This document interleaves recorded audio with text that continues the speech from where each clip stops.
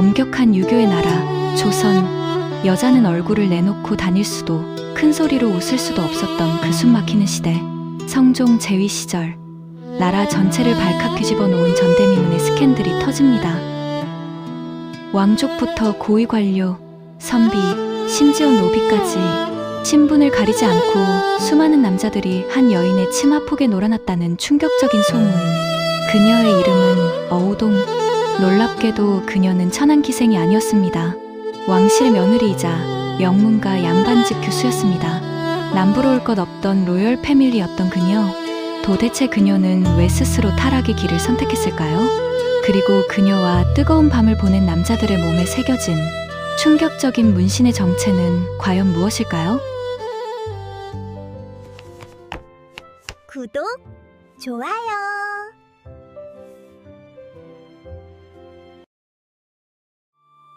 (1440년) 충청북도 음성현. 양반가 승문원 지사 박윤창의 귀한 딸로 태어난 소녀 박구마. 이것이 어우동의 본명입니다. 어린 시절 그녀에게는 마음에 두었던 이웃집 남자가 있었습니다. 신분은 낮았지만 진심으로 사랑했던 첫사랑이었죠. 하지만 집안의 체면을 중요시하던 부모는 단호했습니다. 그따위 한미한 집안 놈과 혼인하겠다고? 말도 안 되는 소리. 눈물의 이별. 그리고 얼마 뒤 그녀는 집안의 정략에 의해 왕족과 결혼하게 됩니다. 신랑은 태종의 서증손자 태강수 이동. 왕실의 일원과의 결혼, 누구나 부러워하는 신분 상승이었습니다. 혼례를 올리는 그날, 신랑의 표정은 차가웠습니다. 그녀는 처음 만난 남편의 눈에서 사랑이 아닌 냉기를 느꼈습니다. 신혼 초부터 남편 이동은 아내를 거들떠보지도 않았습니다. 밤마다 기생집을 제 집처럼 드나들었죠. 어찌하여 저를 찾지 않으십니까? 어우동이 하소연했지만 돌아오는 건 차가운 냉대뿐이었습니다. 그렇게 세월이 흘러 번져라는 이름의 딸을 낳았지만 아들을 낳지 못했습니다. 당시 조선에서 아들을 낳지 못한다는 건 치명적이었습니다. 시댁의 무시와 냉대는 날로 심해졌습니다. 그런데 더 충격적인 진실이 있었습니다. 남편 이동은 연경이라는 기생에게 푹 빠져 있었던 겁니다. 그리고 그는 계획을 짭니다.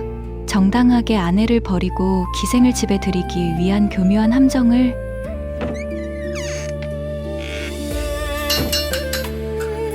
만인 댁에서 주문하신 은그릇을 만들러 왔습니다. 집안에 은그릇을 만들러 은장이가 찾아왔습니다.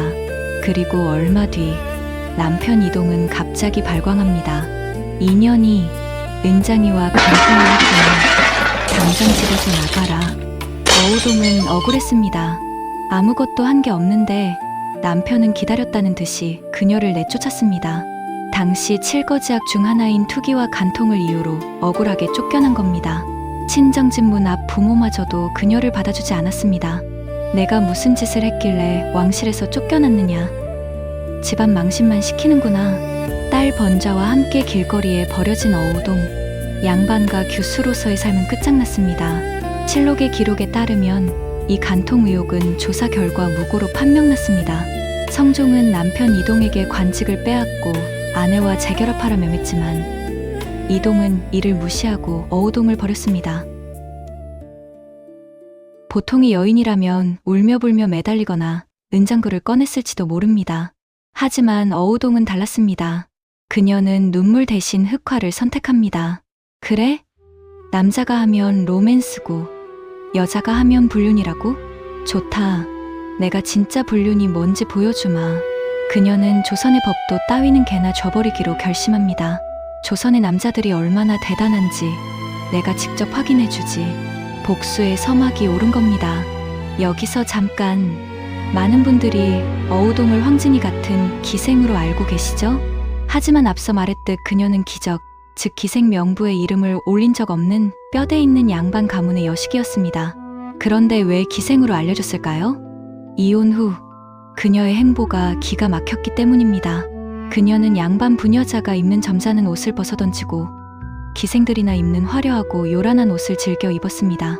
그리고 자신의 거처를 마치 기방처럼 꾸며놓고 남자들을 초대했죠. 심지어 계집종을 데리고 기방 근처를 기웃거리거나 자신을 기생이라 속이고 남자들에게 접근하기도 했습니다. 양반의 딸이 기생 흉내를 낸다? 당시로선 상상도 할 수 없는 파격이었습니다. 하지만 어우동에게 기생 코스프레는 일종의 해방구였습니다.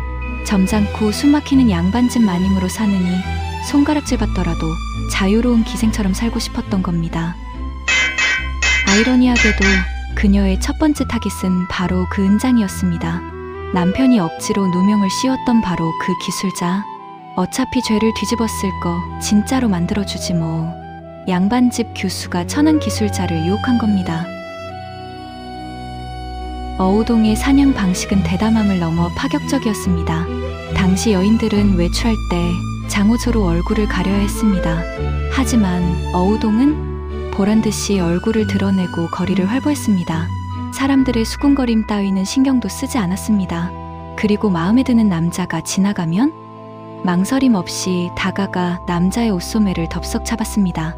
저와 술이나 한잔하시지요. 길거리 헌팅이라니 조선시대에선 상상도 못할 충격적인 사건이었습니다. 그녀의 유혹에 넘어가지 않는 남자는 없었습니다. 종, 노비, 과거 급제자, 고위 관료, 신분을 가리지 않고 마음에 드는 남자는 모조리 자신의 침소로 끌어들였습니다. 실록에 기록된 남자만 수십 명, 그 중에서도 확실하게 밝혀진 이름만 17명이었습니다. 박강창, 홍찬, 어유소, 노공필, 김세적, 김칭, 정숙지, 김희.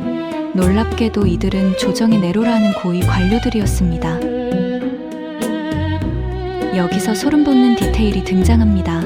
어우동은 자신과 밤을 보낸 남자들에게 기이한 요구를 합니다. 내 몸에 내 이름을 새겨라. 남자들의 팔뚝, 가슴, 등에 어우동이라는 이름이 먹물 문신으로 새겨졌습니다. 너는 영원히 나의 것이다. 이건 단순한 사랑의 징표가 아니었습니다. 자신을 버린 조선 남자들을 향한 조롱이자 소유욕의 과시였던 겁니다. 조선의 양반 남자들아, 너희는 이미 나의 낙인이 찍혔다. 그녀의 야망은 더 커져갔습니다. 이번 타깃은 왕족인 방산수 이난이. 곰곰이 책방의 독자분들은 아시죠? 세종과 신빈김씨, 그 신빈김씨의 손자입니다. 그녀의 미모에 홀려 집까지 쫓아왔습니다. 그녀는 그를 방으로 들이고는 갑자기 이렇게 말합니다. 쉿, 제 남편이 곧 올 테니 조용히 하셔야 해요. 사실 남편은 없었습니다. 하지만 일부러 들킬 듯 말 듯한 불륜의 스릴을 연출했던 겁니다. 왕족조차 그녀의 손바닥 안에서 노란한 꼴이었죠. 방산수 인왕과 태강수 이동과는 육촌 형제, 육촌 동생이 형수를 건드린 거죠. 더 놀라운 건 또 다른 왕족 수산수 이기도 그녀의 명단에 올랐다는 겁니다. 심지어 이 두 왕족은 서로 사촌 사이, 한 여인을 두고 왕실 친척들이 줄을 섰던 겁니다. 꼬리가 길면 잡히는 법. 소문은 결국 궁궐 담장을 넘어 성종의 귀까지 들어갑니다. 뭐라? 왕실의 며느리였던 자가 그따위 짓을 하고 다녀? 1479년 6월 13일 의금부가 움직입니다. 방산수 인환이 태강수 이동이 벌인 아내 박씨를 간통하였으니 국문하라. 이틀 뒤 6월 15일 박씨가 도망쳤다 하니 끝까지 추포하라. 어우동은 도망쳤습니다. 하지만 오래 버틸 수는 없었습니다. 결국 그녀는 의금부로 압송됩니다. 고문대 위에 올려진 어우동. 조금 전까지 점잖은 척하던 남자들은 벌벌 떨며 변명하기 바빴습니다. 저는 억울합니다. 제가 언제 그랬습니까? 술김에 그냥 실수로 저 요망한 여자가 저를 유혹했습니다. 정작 성종 임금은 주저했습니다. 비록 풍기물난죄라 하나 사형까지 시키는 건 너무 가혹하지 않은가? 유배 정도로 끝내지. 그런데 누가 그녀를 죽이자고 길길이 날뛰었을까요? 바로 조정 대신들이었습니다. 전하, 저 요망한 여자를 당장 죽여 사회의 기강을 바로잡아야 합니다. 좌승지 김계창은 특히 격분했습니다. 한 집안의 음풍이 이와 같으니 마땅히 끝까지 추포하여 법에 따라 처치해야 합니다. 어우동을 살려뒀다가는 자신들이 밤에 저지른 추잡한 일들이 세상에 더 까발려질까봐 두려웠던 겁니다. 그녀는 입을 막아야 할 위험한 존재였던 거죠. 결국 그녀의 사형은 정의의 구현이 아니라 높으신 분들의 치졸한 입막음이었던 셈입니다. 그리고 더 비겁한 진실, 어우동과 놀아났던 남자들은 왕족 방산수와 수산수는 장 100대와 3년 유배형을 받았지만 돈으로 형벌을 대신하고 가볍게 풀려났습니다. 고위 관료들은 대부분 혐의를 부인하며 빠져나갔습니다. 중인 신분이었던 박강창, 홍찬만 감옥에 갇혔을 뿐 오직 어우동만이 강상죄라는 최고형으로 사형을 선고받습니다. 강상죄는 원래 가족 내 폐륜 범죄, 종이 주인을 죽인 경우 적용되는 극형이었습니다. 간통죄보다 훨씬 무거운 죄목으로 몰아붙인 겁니다. 성종실록 1480년 10월 18일 지금 풍속이 아름답지 못해 여자들이 음탕한 짓을 많이 저지른다. 형벌하는 까닭은 교화를 돕고자 함이다. 어우루동의 음행을 엄히 징계해 고려 말의 음란한 풍속이 되살아나지 못하도록 할 것이다. 극형의 처함이 옳다. 1480년 10월 어우동은 교형, 즉 교수형에 처해집니다. 형장으로 끌려가는 그녀, 하늘을 한번 쳐다보고 쓸쓸히 웃습니다. 조선 왕조실록은 그녀를 음탕한 여부로 기록하고 있습니다. 하지만 지금의 시선으로 본다면 어떨까요? 남편에게 억울하게 버림받고 가족에게조차 외면당한 여인, 남성 중심의 숨막히는 사회 속에서 자신의 욕망을 솔직하게 드러냈던 슬픈 반항아는 아니었을까요? 1480년 성종은 어우동 사건을 계기로 부녀자들의 교화를 목적으로 하는 삼강행실 연료도의 간행 및 전국적으로 배포를 지시했다. 음란한 여인의 최후를 보았느냐? 여인들은 오직 정절만을 지켜야 한다. 그녀의 시, 음악, 춤에 대한 재능은 모두 불태워졌습니다.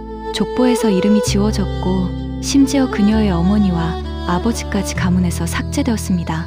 어우동이라는 이름조차도 본명이 아닙니다. 어루동, 즉 관계를 맺게 하는 자라는 뜻의 멸칭이었습니다. 마치 현대의 간통녀 A씨처럼 이름도 제대로 불리지 못한 채 역사에 기록된 겁니다. 죽는 것은 두렵지 않다. 다만 마음껏 사랑하고 미워했던 내 기억이 사라지는 것이 아쉬울 뿐. 조선 역사상 가장 뜨겁고 위험했던 여인 어우동이었습니다. 그녀는 요부였을까요? 아니면 시대의 희생양이었을까요?